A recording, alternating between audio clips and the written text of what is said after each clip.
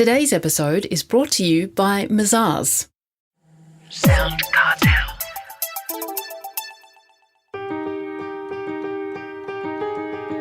From SoundCartel, I'm Nicole Goodman, and this is Business Essentials Daily.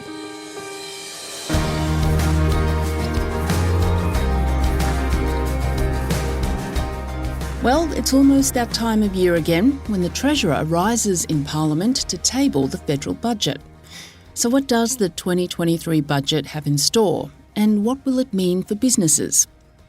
Our regular economics commentator, Melbourne University economics professor Neville Norman, says the government will be tempted to use its current political position to perhaps break its promise not to increase taxes.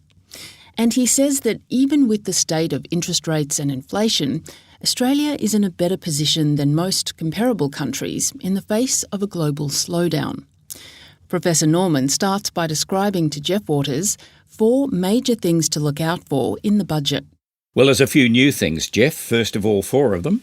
Dark clouds are brewing from continued inflation, bank and building collapses we haven't seen for a while, the interest rate rises, and not least negative assessments from international bodies, which I think are a bit overdone, certainly for us.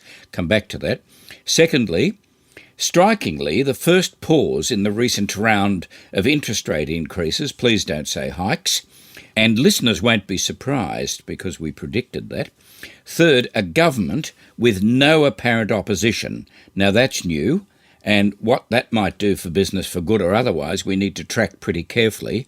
A coming budget, that's not new, but it's in the hit 'em hard slot and the first real one after an election. We'll see that on May the 9th. A quick quiz. What is it that drives the RBA interest rate decisions mainly? It got largely cut from our economic courses for decades. It remained the name of a prominent Melbourne nightclub until recently. And you'll get it this one. It remains the same as blowing up a tyre or a balloon. You got it, inflation. Now, inflation is misunderstood, even by journalists. It's not the price level. It's not how much things cost or how much firms make of profits. It is consumer prices, but it's not about share and house prices. They've got their own indexes. It's a measure of the rate of change of a selection of consumer prices. Now, a brief inter-country comparison will bring this to sharp relief, and you might be surprised by this. How do we compare to other countries? Well, here we go. In each of the USA, Britain, New Zealand and Australia, central bank rates, not the ones that borrowers actually pay, that's much more, were close to zero in 2020, as ours were, and inflation rates were around 3% annually in each of the countries. Now, what's happened? In the US, inflation surged to a top of 9.1% in June last year and has fallen back to 5% on latest data. The US rose the bank rate to 5%, where it now sits, compared with our 3.6%. In the UK, core inflation got to 13% this year, but bank rate rose to just 4.25%, still above ours. In New Zealand, the Kiwi CPI rose to 7.2%, close to where ours got, but they shifted the bank rate up to 5.25%, the highest of all of these. So despite the aggro about our rate rises, our 3.6% RBA cash rate, and holding there for the moment, looks only a moderate uplift. Try that. Now, when we look to the budget, if we go back to the last sort of budget, disturbed by the election in October last year, they were predicting economic growth of 3.3% for the current year, slowing to 1.3%. And I think that looks pretty reasonable. Their forecast for CPI, inflation growth, were to get up to 5.7%. Of course, it went a bit more and back to 3.5%. That may be a bit hopeful, but if the CPI growth drops, it'll mainly be because floods and fires stay away, external oil prices abate, and shortages are at least partly resolved, as they are in some areas like building materials. And another thing from the budget, inflation is loved by budget planners. It's a little-known thing, but the way our progressive personal income tax works, the share of personal tax in total tax collection is surging from 48% last year to about 53% on the government's own numbers. Goodness me. So they're not going to be too much concerned about that. No, indeed. Now, and given all of those figures, and given that we are in a pause in the RBA's lifting of interest rates, is it likely then that interest rates are set to go up again?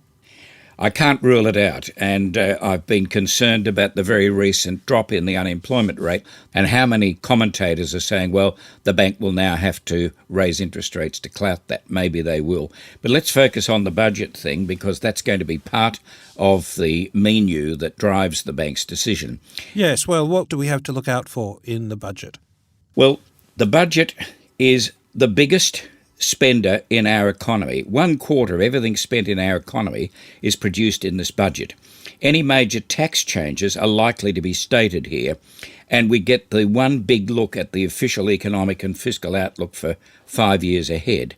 The economic outlook is embodied in the budget, that's why they've got to do it, and it impacts on it.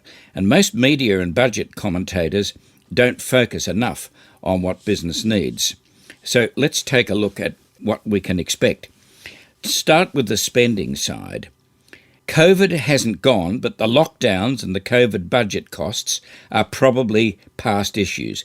Energy prices are helping boost the budget through mining tax revenues. Returned immigration and still low unemployment keeps the expenditure side going. So if the rate rises are nearly over, that's another bright spot for housing, shares and businesses. In the budget itself, we expect a normal progression of the big items on the expenditure side. They don't need to woo the electorate, anything but. And the election's so far off, the current government is unlikely to be challenged even then, as it reads, with the opposition falling apart. That's the point. The biggest question of all, and we need to focus on it, is on the tax side. Here it is. Will they take advantage of this comfortable political position to make tax changes that lose votes they can afford to lose? So I issue a massive watch out here. Let's go to specifics. Removing the low to middle income personal tax rebate has already been shadowed. So have some technical areas for the big companies. I don't think most people here need to worry about thin capitalisation and so on, but big companies do.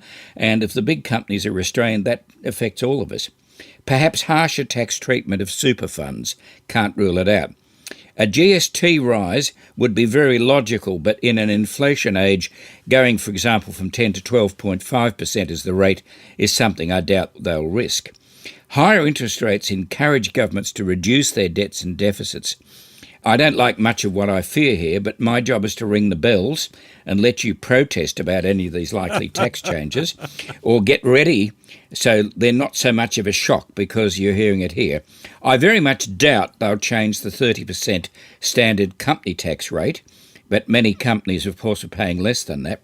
But I don't expect any further concessions for smaller companies who already pay the lesser rates. It would be a politically brave decision for them to introduce new taxes, though, given their pre-election promise not to increase taxes at all. History's littered with broken promises, the Howard government and many others, and long history should be a warning to the Albanese government about radical tax changes. We can go back to newsboy taxes in the Whitlam government, wealth taxes that were proposed when they were in opposition, and in recent history, negative gearing and particularly the treatment of dividend imputation at the 2019 election should be a clarion call.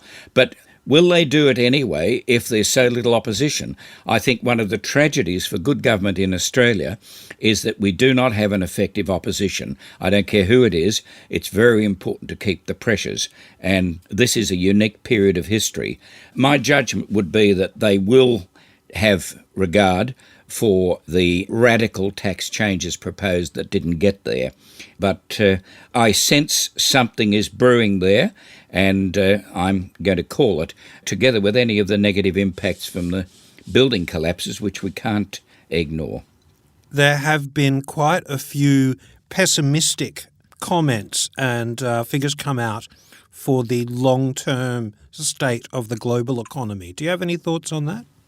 I don't disagree with all of them. I think they were overdone, and the impact on us is limited because even when other countries that buy our exports, China, minerals, rural products that are still being exported, with a downturn in overseas economy, they've still got to eat and they've still got to have basic minerals. And that's always been an insulation for Australia.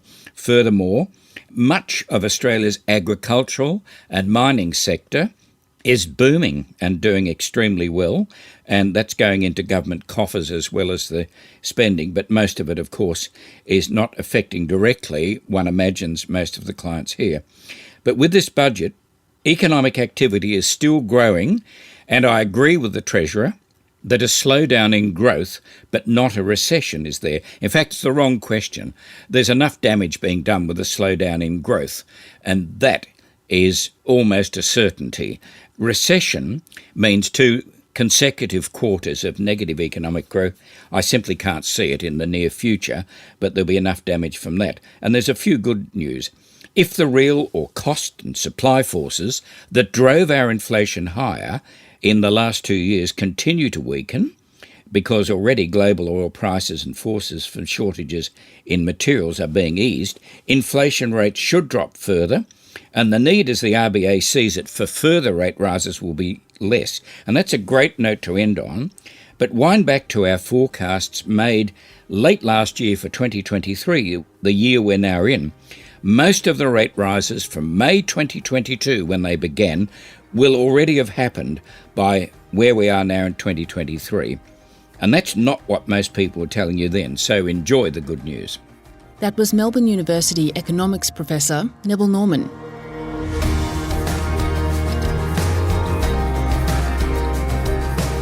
This episode of Business Essentials Daily is produced by the team at SoundCartel. Thanks for listening. I'm Nicole Goodman. We'll bring you more Be Daily tomorrow. Follow at BE Daily Podcast across social media and head to bedaily.com.au for more from the Business Essentials Daily podcast. SoundCartel. This episode was brought to you by Mazars. To find out more, visit mazars.com.au. That's mazars.com.au.